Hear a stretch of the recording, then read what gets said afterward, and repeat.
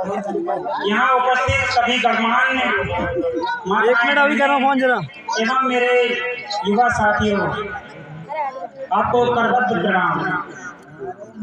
सबसे पहले मैं महात्मा ज्योतिबा फुले राव जी को नमन करते हुए, नारायण गुरु जी को नमन करते हुए एवं समाज के प्रणेता बाबा गाडगे जी को उनके कमल रूपी चरणों में करबद्ध प्रणाम करता हूँ।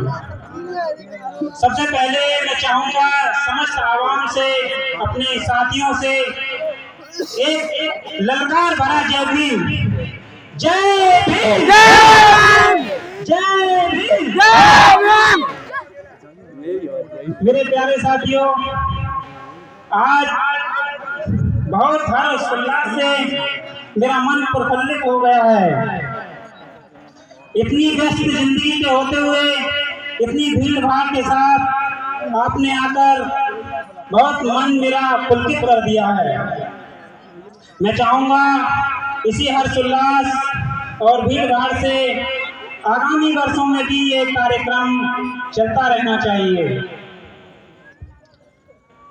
बाबा साहब डॉक्टर भीमराव अंबेडकर जी की आज 131वीं जयंती को हम और हमारा संपूर्ण भारतवर्ष बहुत हर्षोल्लास से मना रहे हैं। बाबा साहब एक बहुत ही उच्च कोटि के व्यक्ति थे, परंतु उनकी कुछ बातें मैं जो आपको बताऊंगा वो ज्यादातर तो सबने सुनी है, और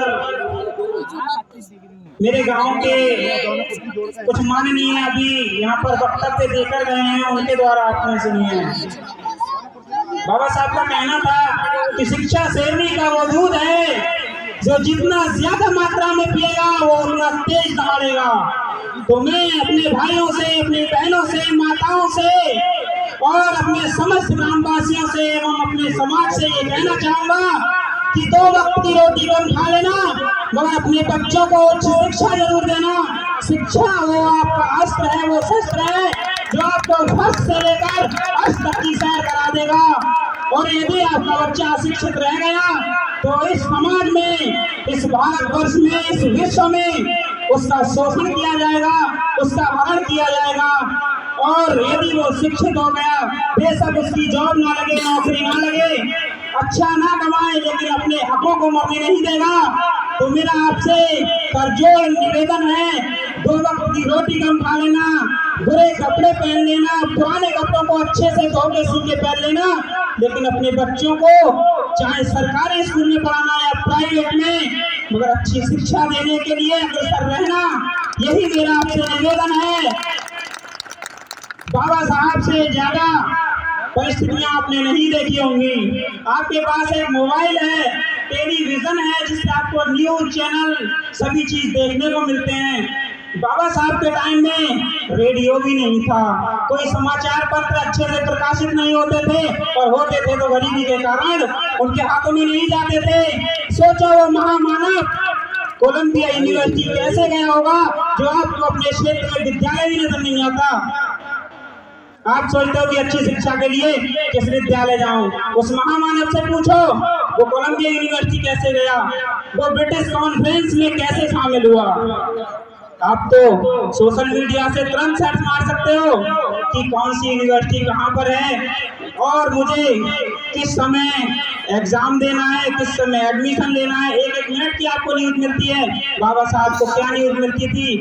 जो PhD 6 वर्षों में होती थी, बाबा साहब ने उसे 2 वर्ष से भी 7 दिन कम, 1 वर्ष में 365 दिन होते हैं, यानी कि 710 दिन में से और 7 दिन कम में वो PhD कर ली थी। 6 वर्ष का कोर्स उन्होंने 2 वर्ष में कर लिया। वो कोई ना छोटा मोटा इंसान नहीं था, वो महामानव एक अवतार था। उस अवतार के बातों पर चलो, आपकी जिंदगी सफल हो जाएगी। और मैं यही कहना चाहूंगा, एक बात मैं आपको बताता हूँ, केरल राज्य की, मेरे प्रेम सिंह को बोलो सूखा याद नहीं। केरल राज्य में एक साम्राज्य था काकोड़ वंश का। वहां पर एक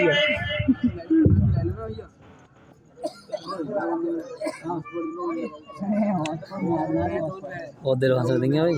आज था वहाँ पर एक प्रथा थी कि जो भी दलित महिलाएं हैं, कोई शब्द मेरे मुंह से अगर निकल जाए तो उसके लिए अपना भाई छोटा बेटा समझकर माफ करना। तो वहां पर एक प्रथा थी कि जो भी दलित महिलाएं हैं, यदि वो रास्ते से गुजरेंगी और जहां पर सवर्ण व्यक्ति मिलेगा तो उसके सामने अपने स्तनों को नहीं ढकेंगी।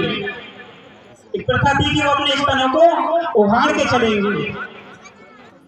तो एक वीरांगना हुई थी जिनका नाम है नगेली। अगर किसी भाई बंधु ने नहीं देखा हो, नहीं सुना हो, तो गूगल पे सर्च मार लेना वीरांगना नगेली बाई की स्टोरी, जो भी आपको। नगेली बाई जी थी, उन्होंने इसका विरोध किया था। उस समय एक कर था लगा हुआ, यदि आप अपने स्तन ढककर चलना चाहती हैं तो उस कर को भरें।